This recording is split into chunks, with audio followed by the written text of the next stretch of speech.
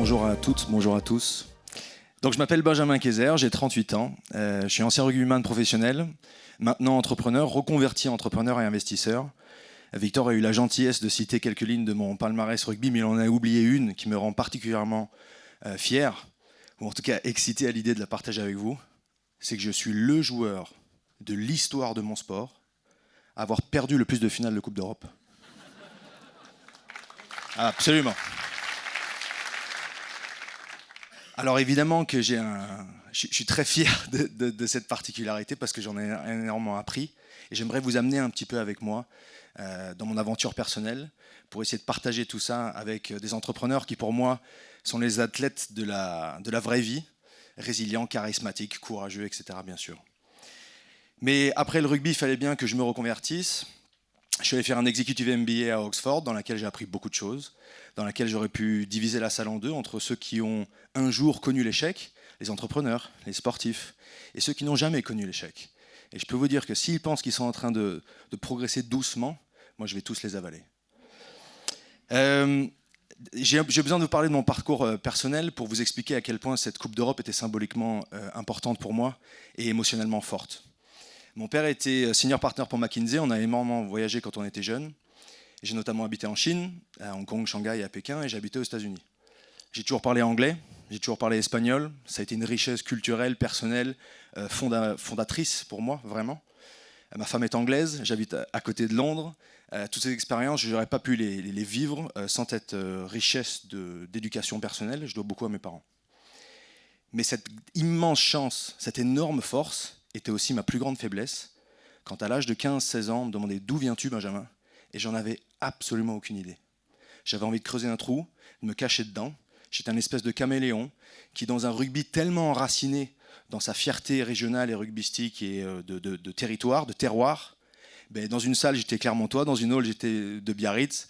Évidemment j'essayais d'amadouer la salle, je voulais juste être aimé, très clairement. Et je ne le savais pas. Mais arrive le rugby professionnel, parce que c'était une façon pour moi tout simplement de pousser mon drive personnel et mon esprit de compétition au niveau d'après. Et dans le rugby professionnel, il y a la Coupe d'Europe. Et dans la Coupe d'Europe, parler anglais, donc parler aux arbitres, c'est un avantage significatif. Être capable de dire la différence entre un Anglais, un Irlandais et un Écossais, c'est un avantage significatif. Puis je peux vous dire qu'ils sont carrément tous différents. Le seul point commun, c'est qu'ils détestent tous les Anglais. Ça, à la limite, c'est à peu près ce qui attire tout le monde. Mais donc, ma plus grande force, qui est devenue ma plus grande force, était ma faiblesse, sauf dans la Coupe d'Europe. J'attaque ma carrière de rugbyman professionnel, et donc il faut que je vous parle de ces 5 finales. Ça a été un sacré chemin. Murrayfield, Édimbourg, 2005, première saison professionnelle. On perd cette finale de Coupe d'Europe en prolongation. C'est ma première saison pro. C'est à Murrayfield, je ne sais pas si le stade vous parle, un stade assez terne, mais en tout cas symboliquement fort dans le rugby. En 2008, j'y retourne avec un autre club, Leicester Tigers, et on perd à Murrayfield contre le Leinster. Même stade, même vestiaire, même petit casier pour moi personnellement. En 2013, à Dublin, avec l'ASM Clermont-Auvergne, malheureusement, nous perdons d'1 point contre Toulon, 16-15. 2015, on repère contre Toulon, quelques points de plus, à Twickenham, mais encore une fois, une aventure compliquée, pour finalement revenir, 14 ans après la première, ou non, pas 14, c'est une autre, mais en 2017 en tout cas, revenir à Murrayfield, pour encore une fois perdre contre les Saracens, même stade, même vestiaire, même foutu casier. On en rigole, moi je rigolais pas du tout. C'était une blessure personnelle, c'était une détresse personnelle, c'était de ma faute, mais c'était autant de ma faute que je méritais plus que les autres de la gagner. Ce qui est fondamentalement faux, bien sûr. On parle de 5 matchs qui finalement ont le même nom, mais il y a des années de différence entre les deux. Je n'étais pas la même personne, je n'étais pas le même joueur, c'est pas la même équipe, c'est pas le même arbitre, c'est techniquement pas les mêmes adversaires non plus. Et pourtant, pour moi, qui voulais symboliser au maximum l'esprit collectif, l'esprit de solidarité du rugby, j'étais extrêmement égoïste et je pensais mériter plus que les autres d'en gagner une. Arrive ma dernière saison professionnelle en 2019. On va avoir la chance de retourner en finale de Coupe d'Europe, je vous le dis tout de suite. Mais est arrivé un moment très important de ma vie où j'ai essayé de formaliser un petit peu les choses et c'est ces messages que je voudrais partager avec vous, j'espère qu'ils vous seront utiles. J'ai divisé un petit peu ce process en 3 étapes. La première, c'était de redéfinir qu'est-ce que la résilience. Qu'est-ce que devenir plus fort? Alors, il y a plusieurs choses. La première, c'est que je suis tombé sur une définition qui disait que le terme, le mot résilience vient aussi d'une formule chimique qui était la capacité d'un métaux à retrouver sa forme incassable. Et là, ça me parlait beaucoup plus. Plutôt que de recevoir des coups, c'est d'être à nouveau la puissance déployée pour de redevenir imbrisable. Je vous l'accorde, c'est un détail, mais je peux vous dire que psychologiquement, ça fait du bien. Et deuxièmement, surtout, on m'a parlé de la loi de Wolff, qui parle de densité osseuse. Vos muscles sont connectés à vos tendons sont connectés à vos os. Plus vous mettez de stress sur votre corps, plus vous avez d'activité physique, plus votre densité osseuse augmente. Plus vos os sont compliqués à être brisés, très clairement. Donc tous ces termes, vous savez qu'on dit ce qui vous tue pas vous rend plus fort, ça va t'endurcir, ça te rendra plus costaud. Ce n'est pas juste des termes psychologiques. Il y a une vraie explication médicale qui est liée. Votre densité osseuse augmente, votre squelette est plus difficile à briser, plus vous lui mettez de stress, plus vous avez d'activité physique, plus vous êtes en action. Là, ça m'a fait beaucoup de bien tout de suite.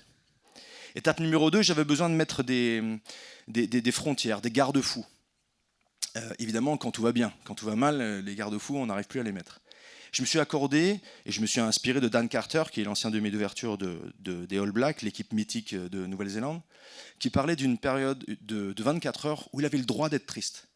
Et il s'octroyait 24 heures où il avait réellement le droit de faire du boudin. Et ça, moi, ça me parlait très bien. Par contre, des fois, j'avais besoin de 23 heures, mais si j'avais besoin de 24 heures et 1 minute, c'était trop tard. J'avais ma période de 24 heures. Je ne vous le cache pas, dans le rugby, des fois, ma femme, c'était un peu un sanusor. Rendez-vous lundi matin. Il se passait quand même pas mal de sulfite, on va dire, entre ces deux moments. On a chacun une façon à nous de passer sa détresse. Mais en tout cas, cette période de 24 heures était vraiment clé pour moi. Et aussi, j'ai dû redéfinir qu'est-ce qu'était qu'une erreur. D'abord, j'ai dû, comme je vous l'ai dit, essayer de décorréler ces 5 événements. Est-ce que c'est la même équipe? Est-ce que moi j'ai fait la même performance? Est-ce que c'est le même arbitre? Des fois c'est le même lieu. Mais en tout cas, essayer de les décorréler complètement. Et surtout redéfinir qu'est-ce qu'une erreur. Et dans mon club, la SM Clermont-Auvergne, on avait réussi à définir 2 types d'erreurs. L'erreur technique, l'erreur d'effort. L'erreur technique, c'est pas de ma faute. C'est pas moi qui suis le coach, c'est pas moi qui construis les semaines d'entraînement, c'est moi qui contribue à constituer la stratégie, mais pas totalement. Donc je ne suis pas uniquement simplement responsable. J'ai été mal coaché, j'ai été mal entraîné, la stratégie n'était pas parfaite. L'erreur d'effort est 100% de ma faute. Celle-là est la seule dont je dois accepter l'intégrale responsabilité. Mais c'est la seule pour laquelle moi je peux avoir une force d'action directe, dès le lendemain, dès la seconde d'après. J'ai qu'à essayer plus fort. Et tout de suite, ça m'a fait du bien. De voir une montagne de problèmes et de l'essayer de la désintégrer en ce qui est de ma faute, ce qui n'est pas de ma faute. Ce n'est pas de l'égoïsme, c'est de la clarté d'esprit. Et encore une fois, ma 3e étape, c'est de penser, à Oxford, on m'a parlé de résilience stratégique. Avec la loi du CEO, qui est de se dire que s'il y a un événement qui peut remettre en cause votre avantage concurrentiel, voire l'intégralité d'existence de votre entreprise, ce n'est pas un risque opérationnel. Ça doit être mis en place, provisionné dans votre stratégie. C'est le joueur de tennis qui veut gagner Wimbledon, mais qui prie pour ne pas être du côté du tableau de Nadal et Federer. Ça n'a aucun sens. Les problèmes vont arriver. Les problèmes doivent arriver. Sinon, ça veut dire que franchement, vous ne dépassez pas vos limites. Et pour devenir meilleur, pour progresser, pour innover comme personne ne l'a jamais fait, je vous défie de ne pas aller au-delà de vos limites. Évidemment que cette 6e finale de Coupe d'Europe m'a fait un bien fou, parce qu'on a fini par la gagner. Symboliquement, je n'étais pas capitaine de l'équipe, mais parce que moi je savais, parce que ma femme savait, parce que mon père savait que ça allait être la dernière saison de ma carrière. J'ai passé un temps de passation de témoins. J'ai passé beaucoup de temps à moins me soucier de moi, plus me soucier des autres. Et symboliquement, mes coéquipiers m'ont gentiment offert la douceur, la gentillesse, le plaisir de lever le trophée pour cette 6e finale. Je voulais vraiment partager ce message avec vous parce que pour moi, les entrepreneurs sont les athlètes de la vraie vie. Que vous savez ce que c'est que veut dire donner 150% de ce qu'on a dans les tripes. Quelqu'un qui n'a jamais essayé ne sait pas ce que ça veut dire. Mais par contre, il faut accepter la réalité de l'échec, du risque et de ce qu'il en incombe. Pour moi, l'échec, ça me construit. Pour moi, l'échec définit ou en tout cas met en place la résilience, pour moi l'échec est la matrice du succès. Je vous souhaite à tous une excellente journée, merci de m'avoir écouté et j'espère à très bientôt.